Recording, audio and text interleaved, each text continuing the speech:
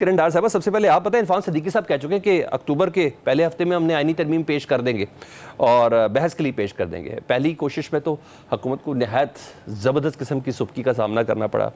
इस बार मनसूबा कामयाब हो जाएगा आप लोगों का? बिस्मिल्लाहिर्रहमानिर्रहीम। सबसे पहले तो हैदर आपका शुक्रिया कि आप हमेशा मुझे अपने प्रोग्राम में मदद करते हैं। जहाँ तक बात की आपने आईनी तरमीम की, इरफान साहब का आपने कोट किया कि उन्होंने क्या कहा। आईनी तरमीम पार्लिमान का हुस्न भी है और पार्लिमान की ज़िम्मेदारी भी है कि वो आईनी तरमीम करे।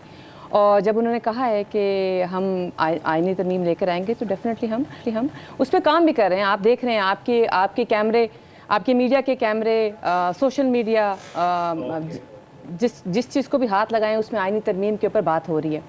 फर्स्ट वीक में या सेकंड शायद ना होती जितनी पुरसरारियत आप लोगों ने इकट्ठी कर ली थी ना। पुरसरारियत नहीं सदान, पुरसरारियत इसलिए नहीं कि उस दिन मैं आपके नाज़रीन को भी बताती चलूँ कि 15 सितंबर को जमहूरियत का दिन था, डेमोक्रेसी डे था, जिस दिन हम ये चाह रहे थे कि 26 जो हम तरमीम करने जा रहे हैं आइन में, आइन पाकिस्तान में, वो हम उसी दिन उसको सेलिब्रेशन में बगैर मुसव्वदे दिखाए सेलिब्रेशन कर लेनी थी आप लोगों ने। कुछ सीधा पॉइंट हमने बताए थे, कुछ सीधा पॉइंट बताए थे, लेकिन होती है आईनी तरमीम है।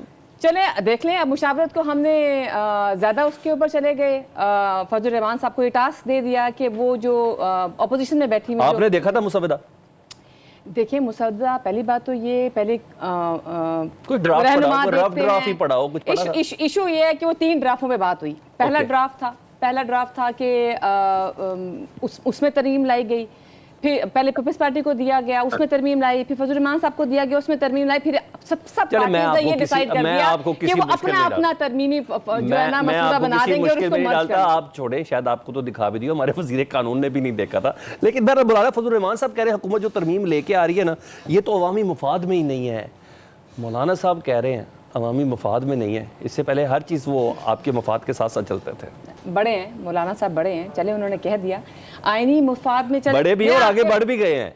मैं आपके कैमरे के थ्रू बताऊं कि सुप्रीम कोर्ट में 61,000 से ज़्यादा जो हैं केस पेंडिंग है, हाई कोर्ट में 2.5 और 6 मिलियन पेंडिंग है। तो ये अवामी मफाद क्यों नहीं है, मुझे कुछ समझ नहीं आई।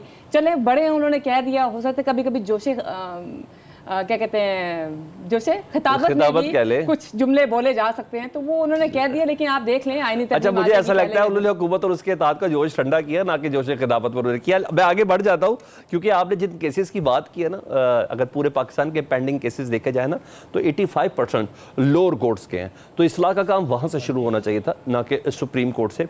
मैं आगे बढ़ जाता हूँ। अजहर सिद्दीक साहब, आप बताएं, मौलाना साहब की आज की आपने गुफ्तगू सुनी आईनी तरमीम के ऊपर, इन्होंने पार्लियामेंट के तो मैंडेट के ऊपर ही सवाल उठा दिया है, और लेकिन कुछ बारीक चीज़ें भी मौलाना साहब कह जाते हैं। मौलाना साहब आपके कैंप में हैं, हुकूमत का साथ देने वाले हैं, आप लोग को कुछ वाज़ेह है? बहुत शुक्रिया। हमारी अब तक जितनी मौलाना साहब से मुलाकात हुई है, हमारी आईने पाकिस्तान और जमहूरियत, हमने भी कुछ आईनी तजावीज़ आपस में तजवीज़ किया। हमने अवामी तजावीज़, केसेस को निपटाना कैसे है, जमहूरियत मजबूत कैसे होगी, एस्टैब्लिशमेंट का किरदार किस तरह उस दायरे कार में रखा जाएगा। इनमें से तो यानी आपने बड़ी खूबसूरत बात पूछी थी इनसे, किरण साहिबा से, जो आईनी तरमीम देखी है। मैं कसम खा के कहता हूँ इनको, इन्हें अगर इतना आया तो ये कुरान में उठाएं आकर। मैंने तो उनको किसी मुश्किल में डाला ही नहीं। नहीं किरण साहबा, किरण साहबा मैं तो कह रहा हूँ। और अजहर भाई, आप वजीर कानून तक रहे ना, छोड़े पर वजीर कानून ने नहीं देखी। पूछ लेते हैं कितनी शिकायत थी उसकी। मैंने वो तो कह, उन्होंने तो कहा ही नहीं है कि मैंने देखी है, ये तो मैं उनसे बात कर रहा था। हमारे आप चलता हूँ जी चल। अच्छा देखिए, मैं अपना सलमान, जो कि हम वकील भी हैं और हम हालात और बाकी देखें, बेनजीर भुट्टो साहब का विजडम जो था ना, वो पाकिस्तान की पीपल्स पार्टी अब में नहीं है। जुल्फिकार अली भुट्टो साहब का विजडम तो हो नहीं सकता। 1973 का आईनी असल शक्ल में बहाल करके अब तबाही और बर्बादी करने लगे हैं।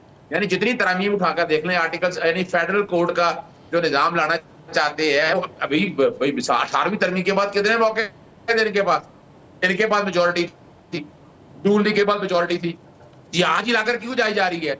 और सिर्फ ये पर्सन स्पेसिफिक क्यों है कि काजी फायदिसा को बचाना है, उनको लेके आना है, उनके बगैर चल नहीं सकता।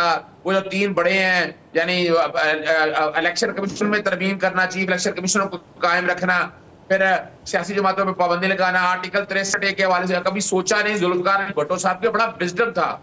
जुल्फिकार अली भुट्टो साहब जब ये ना इसके डिफेक्शन के बड़ा सख्त खिलाफ थे, और उनके दौर से पहले जो है ना आईए चंद्रिका रे, नून और तो 3 वजीर आजम थे जिनको यके बाद गिरा दिया गया था। उसके बाद तय हुआ कि इस तरह नहीं गिराना, यानी आप असूलों पे गिराएं, यानी बताएं ना हमारे जो मेंबरान हैं हमारे को असूलों से कोई इख्तलाफ करते हैं, इनके पास तो मेजोरिटी है नहीं, एमपीएम ब्लैकमेल कर रही है। मौलाना फजलुर रहमान एक जीरक सियासतदान है, उन्होंने इनको अगर देखा जाए इनको नंगा कर दिया है, इनके सामने इतना कुछ पहाड़ रख दिया सामने, इनको कहने के लिए कुछ नहीं। अब मैंने जो थी 54 तरमीम मैंने पढ़ी है, वो सारी की सारी, एक भी तरमीम ऐसी नहीं है जो अवाम से मुतल्लका हो। और इक़्तिदार कैसे बचाना है, तो मुसविदा तैयार कर रहे हैं फिर मौलाना साहब के साथ मिलके? आप ये बताएं, पाकिस्तान तहरीक के साथ मुसविदा तैयार कर रही है JUI के साथ मिलके? बात कर रहे हैं अवामी, हमने मिसाल का तो मैंने आपके सामने चीज़ा नुक्ते बता दी है ना। ठीक है, हमने इंसाफ कैसे देना है, लोड जुडिशरी का सिस्टम कैसे ठीक करना है, हमने चीज़ा बता दिया जो अवामी मसाइल हैं। हमने ऐसा कोई काम नहीं करना, यानी हम तो 18वीं तरमीम पे अमल दरामद क्या किया है वो देख लें। मैं अजहर सदीक साहब ये कह रहा हूं कि आप मुसव्वदे की तैयारी के मराहिल में होंगे जमीयत उलमा इस्लाम के साथ, ये मुझे बताएं।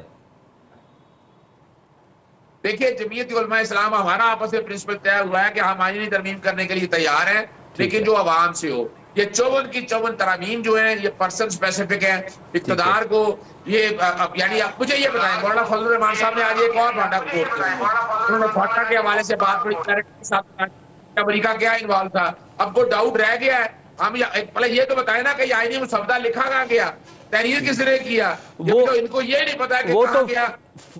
फाटा इल्हाक के हवाले से बात कर रहे थे ना, वो तो बता रहे थे कि अमेरिका वहाँ इन्वॉल्व था, किस अमेरिकी जनरल ने बात की, और फिर मैंने जनरल बाजवा से बात की और उस वक्त के DGISI से मैंने बात की, वो तो बता रहे थे कि अमेरिका पहले भी इन्वॉल्व था। देखिए वो अमेरिका क्या अब खत्म हो गया है क्या? अब अमेरिका का पीछे हट गया है। आज अगर इनको अगर इक़्तिदार के हवाले दी जा रही है तो पीछे कौन है? पीछे वही सऊदी कुव्वतें हैं। यानी आप एक तरफ कह रहे हैं कि इसराइल के खिलाफ है हम, दूसरी तरफ मुझे बताए सेनेटर गनी और उनकी एहलिया क्या क्या कसूर है? भैया अगर वो एहतजाज किया ना, कुशम से डूब मरने का मकाम है। मैं होता तो मैं ये पार्लियामेंट को इस्तीफा देकर बाहर निकल जाता, सिर्फ इसी बुनियाद के ऊपर कि यहाँ एहतजाज की इजाजत नहीं है। आपने कल देखा जो हाल किया, 53 रास्ते बंद किए, सॉरी 33 पॉइंट बंद किए। मैं खुद उन रास्तों से गुजरा हूँ। कल आप मरी से इस्लामाबाद तो आ ही नहीं सकते थे, हालात और वाकयात क्या थे, मोटरवे में क्या हुआ, इस्लामाबाद। अजहर भाई आपका पॉइंट आ गया है,